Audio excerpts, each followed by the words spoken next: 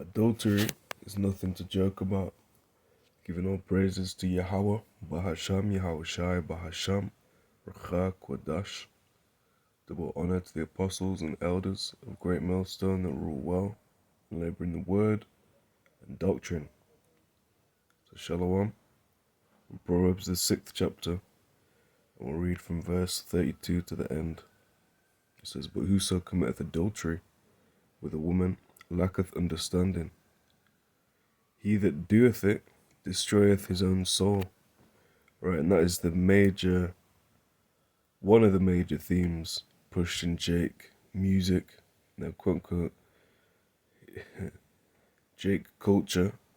I don't mean the culture of these scriptures and really cultivating any form of society that we would want to live in. I'm talking about, the whole quote unquote black culture, Jake culture. Hip hop culture is going into that drug culture, adultery culture. What else? Gun, which I'll just put it like this: glorifying weapons culture. Okay, all of that is part of quote unquote Jake culture. Yeah, in my eyes, worldly activities that Jake likes to put himself all up in. Right, but you're destroying your own soul, and really you're worthy of death. Okay? In a righteous society, if the law of the scriptures were enacted, an adulterer and an adulteress, both of them are put to death for such an act.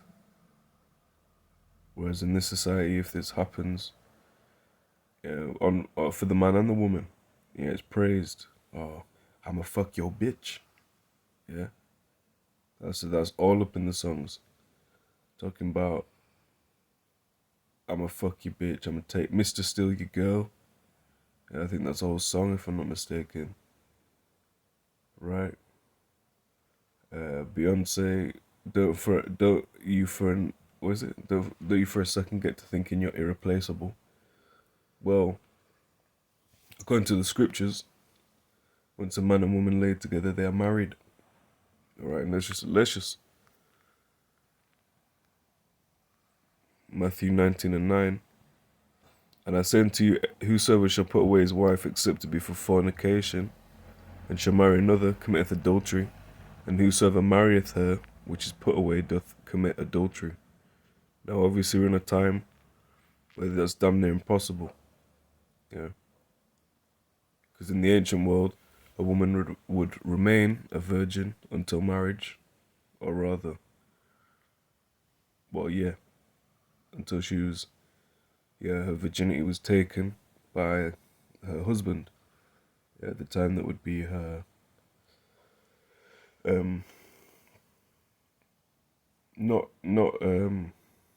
do you call it English? You call it engaged. Fiance is what you call it. Really, that would be called, betrothal. An engagement was known as a betrothal. You might have two families come together and say, all right, so when my daughter gets to this age, when your son gets to this age, da-da-da-da-da, and then this basically sexual intercourse would be the consummation of the marriage. And then, they live happily ever after. Now, in this society, very unlikely. Even in the last 100 years or whatever, it's changed majorly. In this whole, you couldn't say half the shit that's said in a hip hop song 50 years ago, man. But with the waxing colder and colder, all acts like these are seen as more casual, more accepted.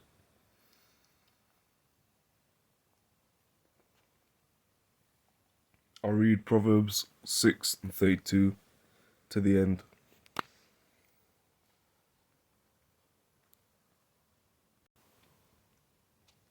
But whoso committeth adultery with a woman lacketh understanding, he destroyeth. He that doeth it destroyeth his own soul.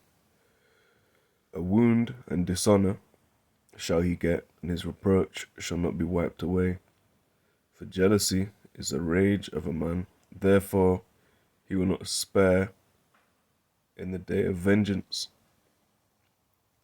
He will not regard any ransom, neither will he rest content, though they give us many gifts.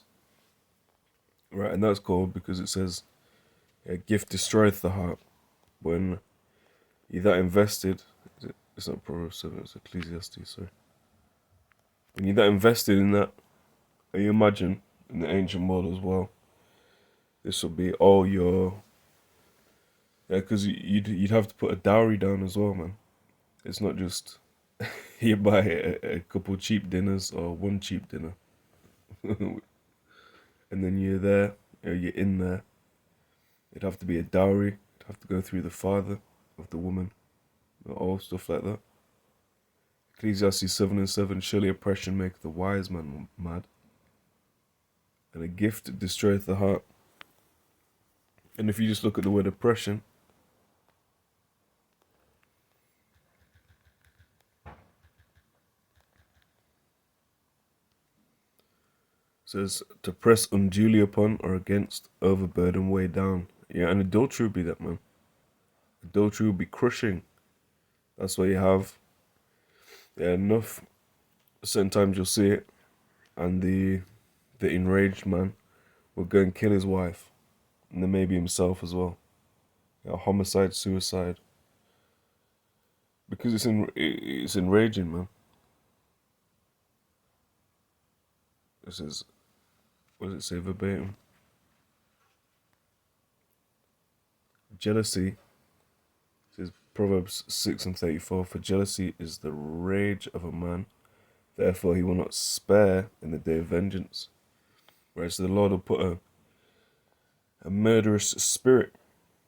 Right, but if, to be honest, if he was to do that to someone that did that to him, if you like, through a very wordy way of going about it, yeah, really he's not going off. In this society, of course, he is. You get arrested or maybe killed, depending on where, for that. But let's get it. Leviticus 20. Because this is one of the 10 commandments as well. Yeah, that this Babylon's meant to be built on Christian principles, which is completely bullshit. Leviticus 20:10. And the man that committeth adultery with another man's wife, even he that committeth adultery with his neighbour's wife, the adulterer and the adulteress shall surely be put to death. Right, and that's said many a time. Just look up the word adultery. Right, Exodus 20:14. Thou shalt not commit adultery. You just read that. Deuteronomy 5:18. Neither shalt thou commit adultery. Yeah, Israel. Perfect. Yeah, Israel's likened unto a woman that committed adultery. So really we're all worthy of death by that. And the fake gods, the idols that we went in onto, well, of course, are already dead. There's no life in them.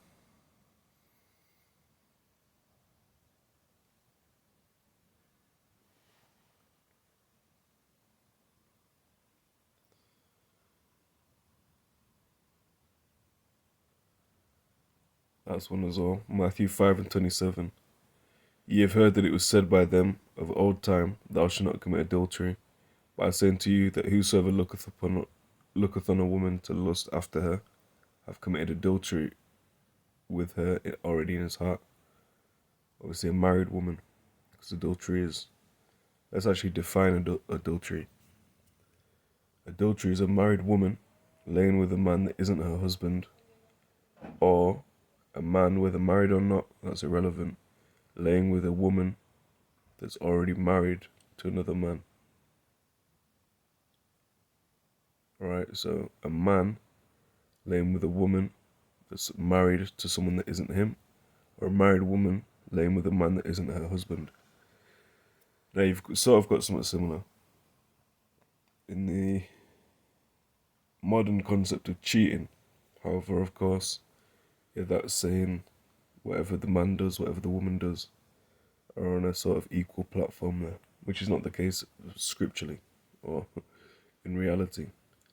You have Jake getting his car smashed up by all these Eves because they think they're Jakes, effectively. They think whatever Jake does, they can do. Which again, is not the order of these things. Now it says, 1 Corinthians 14:40, let all things be done decently and in order. And there's no decency or order to adultery. Except the order would be ordering yourself a death sentence, man. Even in this society, the man might just rage up and kill you. It's all of the Lord, though. So even if the man himself doesn't, the Lord could turn your brakes off. Fuck up your brakes is what I was trying to say. Turn your brakes off when you're on the motorway or the freeway. You could put a banana peel under your thing so you fall, smack your head open, your brain goes everywhere. It seems like a very far-fetched thing, but you have to remember the Lord is in all these things. However the Lord sees fit, that's how he would set up a judgment. And not just because you do it and then you don't get judged straight away, you think, oh man, let me do it again. Ecclesiastes 8:11, because sentence against an evil work is not executed speedily, therefore the heart of the sons of men is fully set in them to do evil. Though a sinner do evil 100 times, and his days be prolonged, yet surely I know that it should be well with them that fear Yahawah, bahasham, Yahawashi, which fear before him, but it shall not be well with the wicked, neither shall he prolong his days, which are as a shadow, because he feareth not before Yahawah, bahasham, Yahawashi. And that's what you have the majority of the world thinks, well, if there was a God, surely I'd be dead, or I'd get judged. And they'll say something blasphemous like, do this and that right now. They're trying to tempt the Lord. And if it didn't happen, they'll go, oh, see? Yes, I'm just going to carry on. They're not persuaded. You can't. There's a phrase that says, you can draw a horse to water, but you can't make him drink. Well, you can't even draw a horse to this living water. The proverbial horse was Jacob. John 6:44. No man can come to me except the Father, which has sent me, draw him, and I'll raise him up at the last day. So even when you're trying to make the Jake drink this living water, the bread of life, you can't make him, man. The Lord has to make him. So if that Jake's meant to be an adulterous, bug-out weirdo until he dies, so be it. There's not much you can do. Of course, we fish for Jake. Let's get that real quick. But ultimately, it's not of us.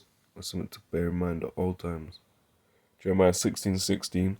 Behold, I will send for many fishers, saith Yahawah, and they shall fish them.